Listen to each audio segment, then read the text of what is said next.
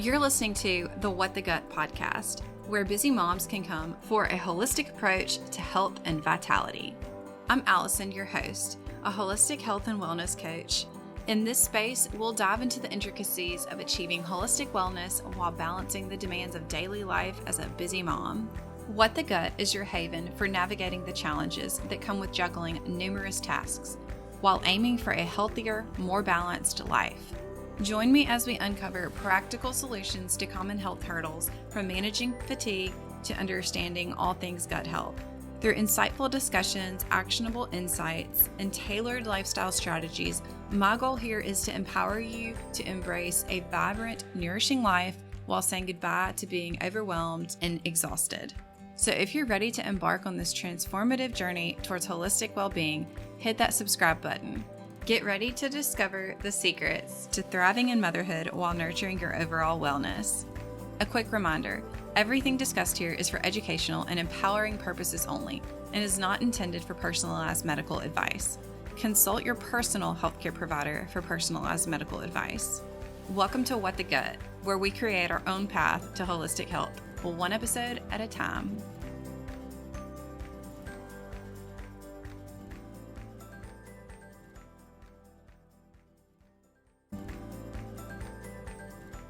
This is a special podcast episode today. This one is a conversation that I had with a friend of mine, Miranda Lee.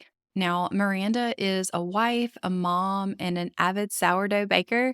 She is the host of the Bread Therapy Mama podcast, a holistic nutrition podcast for moms. Now, Miranda has her bachelor's in applied health science. She's a certified personal trainer, and she's currently studying to become a master nutrition therapist. She is determined to help other moms learn about nutrition the old-fashioned way. Now, I was honored to be a guest on Miranda's podcast episode here, and I just wanted to share it with you guys. Hi, Allison. Welcome to Bread Therapy Mama podcast. Hey, I'm excited to be here. Yeah, I'm excited to have you because what we're going to be talking about today is basically what my entire podcast is about, and it is trying to prioritize your health as a mom, which can be so hard. Like you just hear like the typical like what I eat for lunch is kind of like what my kid doesn't eat like for their lunch. And that's just not how it's supposed to be. Like we'll get into like the faith aspect of it as well, but you know, God really does call us to prioritize our own health, whether we're moms or not moms. You know, we have to fill our own cup so we can fill, you know, other people's cup, especially our kids. So super excited to talk about that. Before we jump into it, can you introduce yourself for the audience? Tell them who you are, what you do, and kind of what brought you to what you're doing today.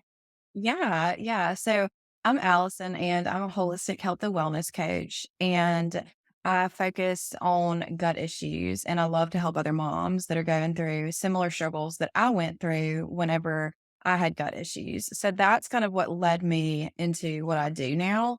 I think I kind of always had gut issues my entire life and never really knew if that's what it was or that it was not normal.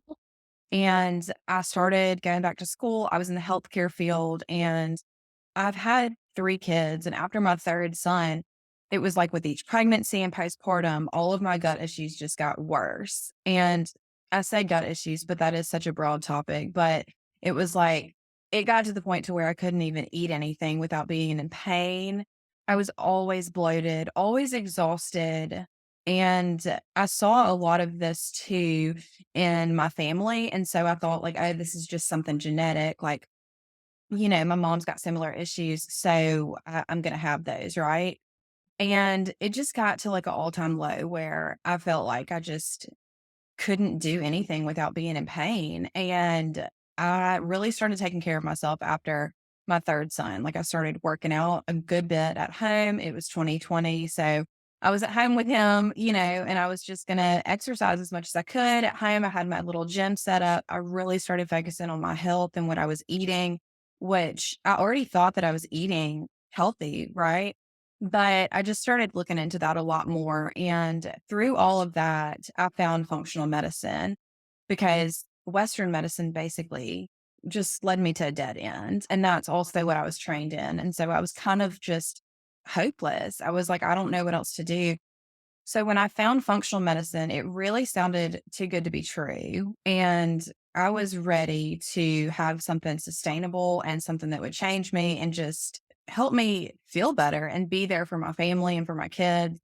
And, I was over that quick fix. I did not care how long it took. I was like, in this for the long run. And so I really focused on functional medicine and finding what was really going on in my body. And I mean, it was a process and it took a lot of work and dedication. But through that, I was able to heal my gut. I mean, it completely transformed me, honestly. It made me just know myself more, be a better mom, just it mentally transformed me. I mean, I could go on and on, but finding functional medicine, healing my gut is just what saved me. And I want to be able to do that for other moms. And that's what I do now. So, I love what I do. And that's kind of what got me there is because I've been through it too. Yeah, I think that's probably like the biggest difference between like functional holistic medicine and Western medicine is like functional medicine takes longer because like every single person is different. Right. And like there's so many different factors, like whether it's genes or your environment or like the very specific things that like you are eating, or maybe there's like mold or poor water quality, whatever it is, where like when you go to the doctor, they're just like, "Oh, like you're depressed, like here, like have an Right. antidepressant," or It's, gut health issues. yeah. It's very cookie cutter. It's not personalized. And so having something personalized just helped me. Yeah, and it's normally a Band-Aid. They're not even Right. addressing the issue.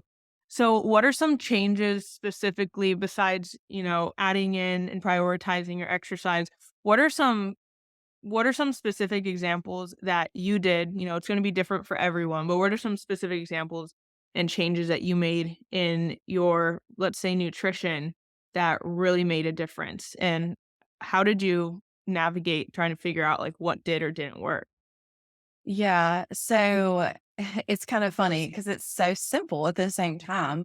But, like as moms, we're kind of like standing up a lot in the kitchen, making our kids food and just eating fast. And honestly, slowing down and doing one thing at a time and chewing my food a lot more and just slowing down and actually eating not just like my kids' leftovers, but thinking about what I'm eating, like a healthy protein, a healthy fat, those kind of things, and just slowing down. That helped me tremendously. And I started looking into it a lot. And, digestion starts in the mouth. And so, like, whenever we start chewing our food a whole lot slower, we're able to digest our food better. And it makes so much sense, but it's just like, we're in such a hurry these days, or we're eating breakfast in the car while we're taking our kids to school, if we even have time to eat breakfast, right? But also carving out that time to meal prep and make sure that I do eat because I think too, it's just so hard for people as moms to find time to cook and meal prep. And, I've struggled with that for a while. I've gotten into a routine now where I do set up like 2 days a week where I will meal prep and I make sure like I have a vegetable, like I'm eating what I need, the nutrients for my body. But it also allows me to feed my family healthy too. And they see me doing that. So it's so much more than just taking care of myself. Like it pours into the rest of the family, right? I think really setting time for myself too and making sure that I had a good morning and evening routine. That was that was really important. And at the time too, I was still, doing my other job and like working some. So I really had to be effective with like my time management skills. So I made sure like I woke up before anybody else and made sure my sleep habits were, very aligned with where they needed to be. And I spent time with myself in the mornings. I did a workout in the mornings. And when I say I did a workout, I mean, that might be yoga for 30 minutes. It looks different every day and for everybody in different seasons. But I just made sure I moved my body every day in some form. And then at night, like I just would make sure that I either had a warm bath or washed my face because sometimes we don't even have time to do that, right? Just a good little nighttime skincare routine and even getting off my phone and just sitting in the bed and maybe just reading a book and, just unwinding appropriately, but really getting myself on that schedule and setting time for myself like that, that made such a difference, like, on top of the nutrition aspects and everything, like, just the lifestyle changes helped me tremendously. Yeah. I love that because, like, you didn't do, like, anything really that crazy, and I think that that's what stops us a lot of the time, like, "Oh, no, I'm still eating something, but, like, I'm taking it in the car to go," and I think one thing a lot of people don't understand is, like, the science behind it. Like, Well, your body is either in rest and digest or it's in fight or flight. Like, you can't be in both at the same time, so if you're, like, running around chasing your kid and, like, eating a protein bar, like, eating a salad, like, if your body's in fight or flight mode, it's not gonna prioritize digesting, and, like, that's what leads to a lot of, I mean, you know this, it leads to a lot of gut issues and probably, like, inflammation or gas because like, your body's not absorbing any of the nutrients, so, you can say, "Good on you for eating your vegetables and protein," but if you're not sitting down and actually, like, yeah, eating it and being conscious of it, like, there's very that little benefit. yes, I absolutely love that you pointed that out too, because that is something that was so hard for me because I am very type A, Enneagram 3, like go getter, overachiever, all about productivity. And so really making myself just sit still and like read a book stuff Mhm. was so hard for me at times because I'm like, wait, there's other things I need to be doing. But also keeping in mind, like, okay, I just need to do one thing at a time. And if I say I'm going to spend 10 minutes reading my book at night, like my body was able to just, stop for a minute and rest, or like going on a walk after eating lunch, like that also kind of helps me rest in a sense that I'm also like not working out hardcore, but really paying attention to like what you said when is your body in this state of fight or flight all the time because that's doing so much more damage, because your body's under the stress. So that yeah, just being more aware of what's going on in your body specifically really, really helped me. Yeah, I think like you were saying, like, adding in, like, that one thing is what we all need to start. Like, if you know for a fact that you're not gonna be able to sit down and eat every single meal, like, uninterrupted, like, that's the goal, of course, but are we gonna be able to do it? No, but if you decide to maybe wake up 20 minutes earlier, 30 minutes earlier, so you can actually sit down and eat a meal uninterrupted, like, give it a couple weeks and see the changes that it has in your body. Yeah, it's hard, but it's the little things though. It really is. Yeah, it's those little things that add up. Like, even if you're just deciding to just go for a walk, 3, 4 days a week and like, well, I'm not in the gym lifting super heavy every day. Like, that's no, but like, it's not all black and white. Like, you went from not prioritizing your workout, your body, or any movement at all, and putting in that 20-minute walk a couple days a week. Like, that's like setting, like, you're like, okay, I can do this. And then you can start increasing from there. And if it's something sustainable that you can be consistent about, that's what a lot of people think if something's not like good enough. Like, oh, like, Right.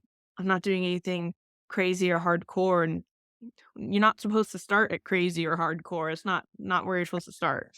I really love that you pointed that out too, just the sustainability of it, because if it's not going to be sustainable for you, nobody's going to keep it up, right? Like it's not going to last.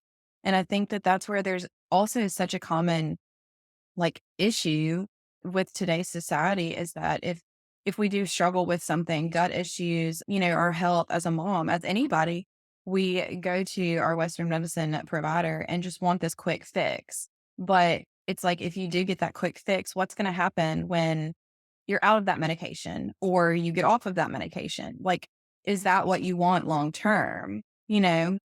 And I think, okay, if you choose that and you know the pros and cons, all more power to you. But if you don't and like think about sustainability long term, what do you want your life to look like? Do you want to be healthy and allow your children to see you be healthy and live this active lifestyle? You're passing that down and influencing them too. And I think just the sustainability of it, of these small lifestyle changes to improve your health are really key. Yeah. I know we just kinda touched on it a little bit, but let's dive into it a little bit more. The importance of prioritizing your health as a mom for your kids. Let's talk about that. Yes. Yes. I think that is just so important, honestly. My kids are from what, 8, 6, and 3. So they're all still young, but my 8-year-old definitely has seen me, her whole life she has seen me go through this journey. She remembers whenever I had these terrible stomach issues, and she's seen the changes that I've made and how it's helped me. And I make sure to talk to her about that, right? And then like my 3-year-old, as long as he has been alive, he's been right there with me while I'm doing yoga or lifting weights. So I just think that it's important for them to see you like that and establish those lifestyle changes. And something too that I just love is that I do talk to my kids about health and about healthy eating and, the unhealthy things too. And so it's like a regular conversation that I think is really important for moms to have with their kids instead of expecting the schools to do it or something. And then them seeing you live out that lifestyle too. I think that that is just so important.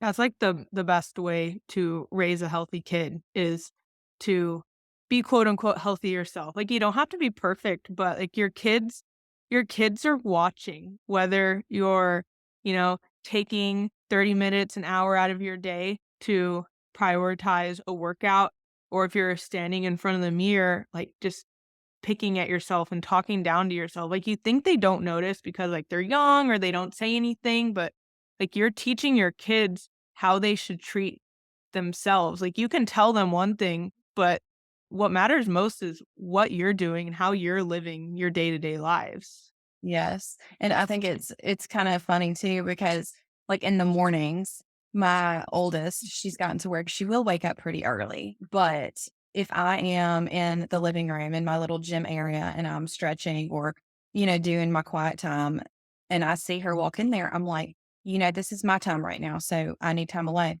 So she knows now, okay, in the mornings, like, that's mom's time, like, I don't bother her. And so she now has it where she'll wake up and go in her area and she's like, it's my quiet time. I don't want to clean my room right now. I don't want to do anything else. This is my time. And so I think that that's great too, that she's establishing that, you know, to have whatever kind of time she wants by herself. And I think that's great.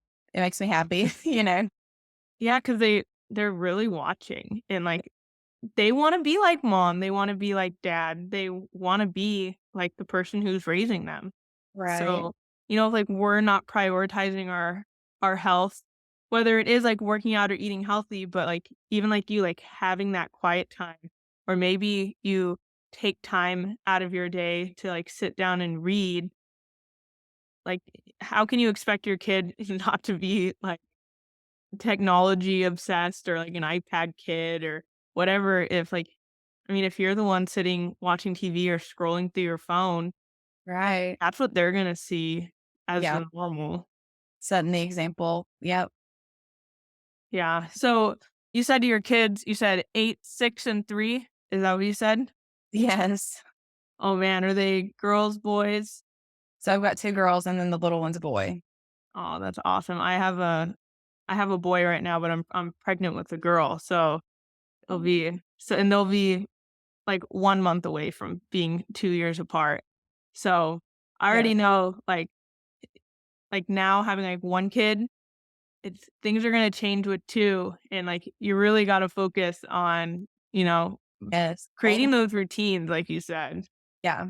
It gives you more of a reason to too. I think being a mom and having kids, if you don't have kids or if you are pregnant and, have one on the way, like now's the time to get your life together essentially because, you're going to have these little ones looking at you and watching you and just depending on you, I think that just prioritizing yourself, I think, as a mom, some people, I think, would think it's selfish or, they think, "Oh, I just don't have time. I'm gonna put my kids first." But, like, if you cannot love yourself and put yourself, first in a sense to where you take care of yourself, I mean, you have to think about, like you said, your kids are watching you. They are going to see that, and then they're gonna grow up and maybe always pour into other people, but not care for themselves. And so, yeah, it really is just about setting a good example. Yeah, and it's gonna be hard and like we were saying earlier, like it's not gonna be perfect, but like it's okay to let your kids like see you go through the ups and downs and like talk about the struggles too. Like I want my kid like my son's only 1.5, so I try to verbalize things as much as I can now. All people will be like, he doesn't understand you. And I'm like, honestly, this is like practice for myself so that when he does understand me, like I've already practiced verbalizing like, "Oh, hey, I'm wrong," or, "Hey, this is how mommy's feeling today," because I want my kid to be able to talk about their feelings as well. Or, when it comes to like his food or my food, I'll be like, this is really good for your body. Like there's protein in it and protein builds muscles or, whatever it may be. A lot of it, like, don't think that just because your kid's young or maybe, like, you don't even have kids and you're, like, pregnant or whatever it may be, like, start practicing because you can't Yeah. just expect, like, oh, your kid's 5 years old and now they're asking you questions and you're just like, "Oh, shoot," like, start practicing. Right, and I think too, like, because I struggle with anxiety, and so much of the time, like, I have to tell my kids, especially if they're all 3 talking to me, I have to tell them, like, "Hold on, like, I'm really overwhelmed right now," and I had to teach myself, like, "Okay, I need to tell them how I'm feeling instead of just, like, starting to blow up," right? Mhm. So I just have to tell them, like, I'm only one person. Everybody has to be quiet. I'm so overwhelmed right now. And so, like, they've gotten to where whenever they kind of see like my body language, like whenever I start getting like that, the oldest is like, "Mom, are you overwhelmed?" And I'm like, "Yes, I am very overwhelmed right now." But I think just the communication and the fact that I set that example for them, that's just another example. But yeah, I think that's so important. Yeah, I love that. I love that. It's gonna take a lot of trial and error, and like you said, like, your kids are obviously listening if they're repeating, like what you said. Like, I just saw, like, Instagram story from someone who I follow who has, like, I think she's 3, and she spilled her bowl of snacks, and she goes, "It's okay, spills happen." And it's like, the mom had to have said that to her many times whenever she's spilled. So whether it's even, like, behavioral things, mental health things, or, like, the foods that you're eating and, you're talking about it and prioritizing it, like, you don't know your kids are listening and watching and hearing it until, like, they basically do what you just did. So, like, that just goes back to prioritizing your health. Like, I hope my kid never looks in the mirror, and, like, I always bring it back to this. I just hope my daughter never looks in the mirror and starts picking herself apart for how she looks because Right. that's not an indicator of her worth or even her health at all. Right. And, the best way to do that is to lead by example. I can't tell my daughter or my son, "Oh, you are beautiful or perfect the way you are," but then not tell myself that, you know? Right. Whether it's that or, I can cook my kids all the healthy meals in the world, but then if I'm not prioritizing my health with the meals I'm eating, it's gonna do something when they're older. Right. I think it's about just respect too. Showing yourself self-respect, taking care of yourself teaches them to do the same thing and respect other people. Yeah. I think one of the biggest steps, like, I noticed that you took that kinda goes back to even, like, your fitness and nutrition journey is kinda carving out that time. So, would you say, like, that's a first step maybe moms should prioritize, or what are some other steps that they should take to really prioritize their health? Yeah. I think, setting these realistic expectations of yourself are really important because I think you said something too, like it's not black and white. and it's not the same for everybody. Like everybody's journey looks so different, and you cannot compare yourself to somebody else. But, if you are a mom who has, 3 or 4 kids and you're working full time, your life and your schedule is going to look a whole lot different than somebody who, has 1 kid and is pregnant and maybe works from home. So you have to think about what's realistic for you. But I think that setting that time for yourself and just being intentional about it, maybe it's not at the same time every day, but maybe it is for just 30 minutes a day. Some days, maybe you get more than that. That's great. But I think just making sure that, like, no matter what, that you spend that time for yourself and, you do something for you that is not the laundry or cleaning the house and, put it on your calendar if you have to. That's what I did for a really long time. Um, and I think too, not doing it by yourself. I think if you don't know where to start or just kind of feel overwhelmed by everything and you're like, I don't feel good. Like, I need to lose weight. I just need to find time for myself, but I don't know where to start. I think finding somebody else that's maybe gone through it or is going through it and having somebody to hold you accountable is so important too, because it just kind of gives you motivation as well. But I think just really spending that time with yourself is a really great first step. Yeah, I like what you said about having someone, like, to hold you accountable. Yeah. Um, I mean, and it can even be, like, a mom friend, or it can be, like, a significant other, or whatever it may be. I know my husband and I made this little change that is gonna sound really ridiculous and silly, but my husband's reason why I started doing this, my husband would always watch, like, YouTube videos in the shower, and, like, I always thought, like I was like, "Why would you do that?" And then I started doing it, and, like, I'm I'm a big believer that, like, your great ideas come from, like, being bored. And, like, a great place to be bored is, like, in the shower, like, you're just in there, like, in your own thoughts, like, thinking, and, like, I took that away from myself, like, bringing my phone in the shower, like, I couldn't believe that I did it, but I was like, "Wow, this is fun, I can just, watch my YouTube videos while I'm washing my hair." And so, like, my husband and I, like, we're like, "You know what? We're both gonna stop this, and we're not gonna do it." And, like, we haven't done it okay, I haven't done it for months. There was, like, 1 or 2 times where he started like, I could hear the phone in the shower, and I was like, "What are you doing?" And he's like, "Oh, nothing," turn Yeah. it off, and, like, honestly, the only reason why I don't do it is because I want to be better than him. But you made that promise to yourself too, right? And, like, it doesn't matter how silly you think it is or not. If it makes a difference to you and it makes you feel better about yourself and leads to other positive things, like, that's awesome. Yeah, and Yeah. just, like, verbalizing it, whether it's with, like, another person or even, like, if it's for yourself, like, writing it down. Like, we tell ourselves so many things that, Yeah. like, we're gonna do, and it's like, sometimes you just need like, you need to write it down. You need to tell another person, whether you're gonna do it with them or maybe you're just gonna check in with them, like, every day. Like, with my mom, we'll text each other, like, "Just got my workout done."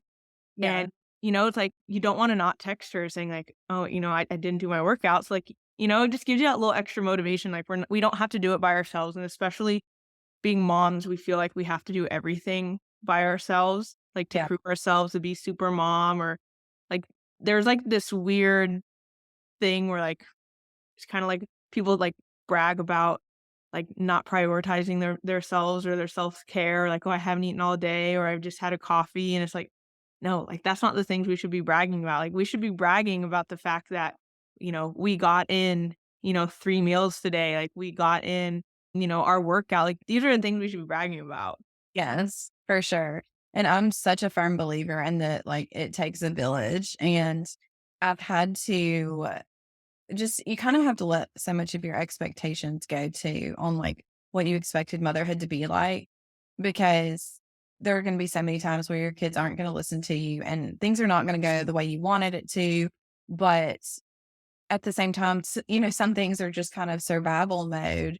I think that whenever it gets to that point where it's survival mode, it's like accept the help from people, ask for help from people, and, make sure your kids are taken care of and that you are still taking care of yourself. Because I know when it gets in that like survival mode, especially now, like around the holidays where there's 3 different Christmas parties for 3 different classes and all these signups and stuff like that. It's like, okay, it's about setting boundaries too. Like what can you and not do, even with yourself, but just making sure you still take time for yourself, you know, is so important. And saying no is okay. I think moms feel like they can't do that. Right. I know. And I think that that is hard for some people, very hard for some people, but that's something that I don't know. I don't know if it was necessarily hard for me, but I definitely had to get used to it. Right. So, but that was big too. Yeah. Yeah, 'cause I think we set like these crazy expectations for ourselves. And like, I know with me, like, I want other people to view me like a certain way as a mom, especially because like I do share a lot of things on social media. I remember this. I have a whole podcast episode about this, but there's like one reel that I posted about how I don't say no to my son. And people didn't read the caption because it's not that I don't tell him no, I just don't use the word no. Like, I'll say like, "Hey, that isn't safe," or, Yeah. like, and then I got all these hate comments about how I'm gonna raise a horrible kid who is just selfish and who will be like a distraction at daycare, and like, "Oh, you must like plan on homeschooling," which by the way, I do plan on it. But my kid right now, I do send him to daycare a couple days a week, and the daycare lady loves him. But, yeah, and, like, that was so I had to deactivate the comments because it was just, like, messing with my mental health, but I'm like, "It's not that I Right. don't tell my kid no, is I don't say the word no." I tell Right. him not to do something in a different sentence. And but, yeah, like, just going back to what we were saying, it's just, you know, even, like, with the like, it takes a village and stuff, like, we think that we have to be the most, like, super mom who does everything by herself, and you know, I it took a lot for me, like, to send my son to daycare a couple of days a week. My husband's in the Navy, so we live on the other side of the country of all of our family friends, so Yeah. I'm basically alone, my husband's gone all the time, Yeah. and I was just like, I don't know, I go back and forth between saying I'm a stay-at-home mom, but I'm also a work from home mom because I do, like, run my own business and, like, Right. podcasts and Etsy shop, but I feel like I should be able to do it, like, with my son here, and I'll just be honest, I can't all the time, like, I need a couple days to And be that's able okay. Like, to that's do okay. Yeah. yeah, and I've had to tell myself that that's okay, and it didn't even matter that other people were telling me it's okay. Like, I had to give myself that permission, and I think, like, that's one of the hardest things is giving yourself that permission for, whatever it may look like for you. Because 'cause I'm sure many moms will feel super guilty to take, like, an hour out of their day to prioritize their health, whether it's going to the gym or reading a book or whatever it may be, and as moms, we need to give ourselves that permission. For sure. Yeah. I couldn't agree more. So let's jump into the faith aspect of prioritizing your health. Like, what's the link between the 2? I love this topic. Yeah, I mean, I am a Christian and a firm believer in Christ, and I mean, I think that they're so connected, and for me, going through my gut health journey really did bring me closer, and it made my relationship with God so much healthier. So, I think that it has everything to do with it. I think that, healing, healthier health, mind, body, everything is just with it being a holistic approach. I mean, I think that you can't do that without incorporating your faith into it. So much of the time when I would do my like workouts in the morning, whether it was like lifting weights or just going on a walk, I always would listen to Christian music or just sit there in prayer. And my quiet time or my time with God like looked different, but it was also my time with myself too. But it just also made it so much more like it made it consistent. Like, I don't know. It played such a big role in it for me because it taught me too, like, okay, how did God really make my body? And how am I really supposed to heal and treat myself? Like, what does He ultimately want me to do here? And, it wasn't just take a pill the rest of your life. It was like treat your body with respect. Like he made me just the way that I am, and he wants me to take care of myself, this way. So to me, it was just all interconnected. Yeah, it definitely is because like God lent us this body and like we need to take care of it.